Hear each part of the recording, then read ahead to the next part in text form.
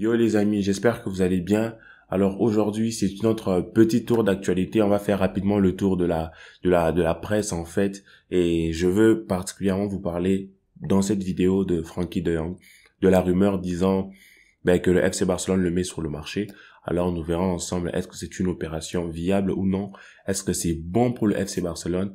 Et est-ce qu'il y a qu'est-ce que l'on gagne? Qu'est-ce que l'on perd, quoi? Et tu me diras en commentaire si selon toi, tu voudrais que Frenkie de Jong reste. Si pour toi, avec Nico, Gavi, Pedri, Ricky, et tant d'autres, on se passerait bien de Frenkie de Jong, qui d'ailleurs baisse un peu de régime. Générique.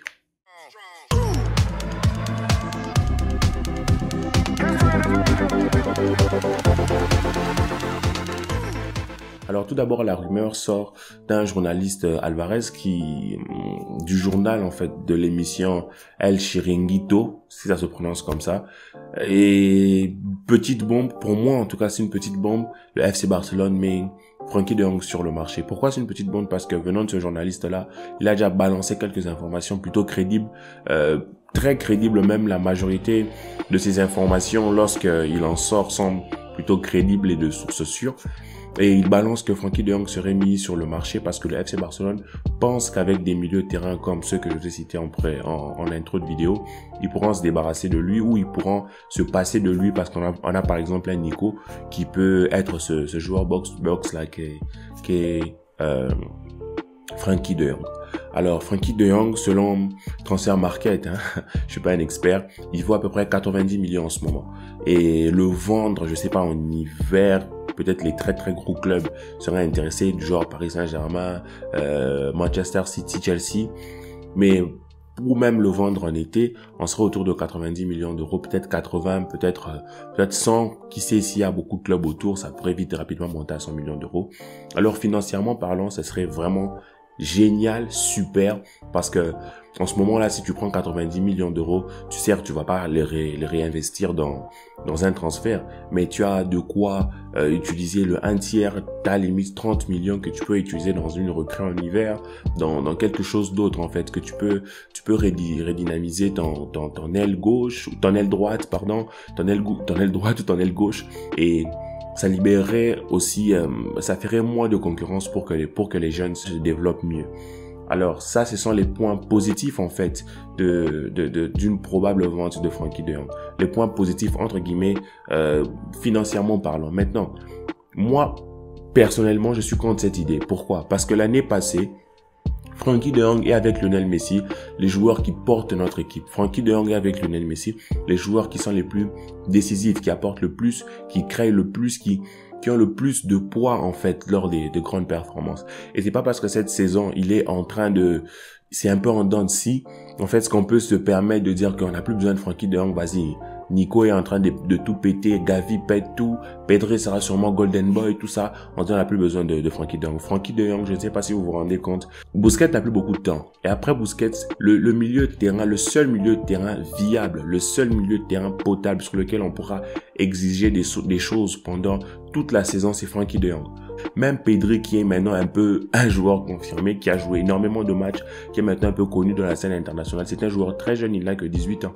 Donc, notre seul milieu de terrain confirmé, c'est Frenkie de Jong. Et il apporte énormément. Pour moi, c'est un bijou. Je me rappelle encore de la joie que j'ai eue lorsque le Barça a annoncé qu'il recrutait Frenkie de Jong. C'est un joueur énorme, avec un potentiel énorme. Et d'ailleurs, je ne pense pas, petit indice, que le FC Barcelone le laissera partir. Je pense que cette rumeur est fausse, pour vous le dire clairement, de manière cash. Pourquoi? Je vous remets l'extrait de Xavi lorsqu'il parlait de Frenkie de Jong, lorsqu'il disait ce qu'il pensait de Frenkie de Jong. Et je vois très mal Juan Laporta prendre de Jong, le mettre à la porte, alors que Xavi compte sur lui à 3000%. En tout cas, je vous remets l'extrait et vous allez comprendre de quoi je veux parler. Voilà. Busquets, De Jong, Pedri, eso es una maravilla. De Jong puede jugar en diferentes posiciones, es un joker excelente. A nivel físico te abarca campo, recupera balones, es rápido, entra bien al área. La última faceta que hemos visto de Jong es que ha hecho goles. Ha hecho goles y debe hacerlos porque tiene capacidad, entra bien, va bien de cabeza, cómo entra de segunda línea. Es un futbolista total, futbolista para el fútbol moderno, aprovechable en cualquier posición, incluso en línea de 3 atrás, pues saliendo en conducción, que lo ve bien. Hay muchas facetas del juego que domina y me parece un futbolista excelente. Donc, comme vous l'avez pu le voir, Xavi reconnaît à quel point De Jong est un milieu complet, à quel point il peut jouer en 6, en 8, en tout ce que vous voulez. Il peut même dépanner en milieu, en défense centrale, pardon. Il peut être ce neuf-là, devenir le joueur qui apporte le surnombre. Il peut être utilisé pour conclure les actions. C'est-à-dire, Frenkie de Jong est un joueur tout pour tout, en fait. C'est un joker. C'est un joueur que tu peux replacer en défense quand tu es un défenseur blessé. C'est un joueur qui explose tout lorsqu'il est au milieu de terrain, il est au meilleur de sa forme. Et c'est un joueur qui peut marquer des buts, qui peut se proposer. Et on n'a pas ce profil-là, en fait. On n'a pas ce profil-là. Certes, on a Nico, par exemple, qui casse les lignes, mais Nico ne pourrait pas jouer en défense centrale. Vous voyez? Et Nico ne va pas se proposer autant que Frenkie de Jong. Donc, pour moi, au vu de l'interview de Xavi, qui date un peu, c'est vrai, de à peu près une année, je pense, et au vu de ce que Frenkie de Jong représente pour ce Barça-là, pour cette, au vu de ce que Frenkie de Jong représente, en fait, pour le futur, parce que aujourd'hui, les Gavi, les Pedri sont des jeunes. Ok, il faut pas qu'on l'oublie, ce sont des pépites, c'est l'avenir en fait. Et Busquets, c'est le passé. Le seul milieu de terrain présent, en fait, comme je vous le disais, c'est Frenkie de Jong. Et le vendre, ce serait stupide, tout simplement. Stupide, parce que de l'autre côté, on aurait des jeunes qui n'ont pas l'expérience de gérer. Certes, on va dire, ouais, vas-y, mais De Jong, il gère pas si bien que ça. Mais tous les joueurs traversent des moments un peu compliqués. Et peut-être que De Jong traverse ces moments-là parce qu'il a été mal géré par le précédent coach. Peut-être qu'il traverse ces moments-là parce qu'il n'a pas été bien guidé dans son rôle, en fait, dans son rôle tactique. Et maintenant que Xavi est là, peut-être que Xavi lui donnerait plus de directives. Peut-être que Xavi lui donnera plus de sens. Peut-être que Xavi donnera plus de rondeur à tout ça, vous voyez.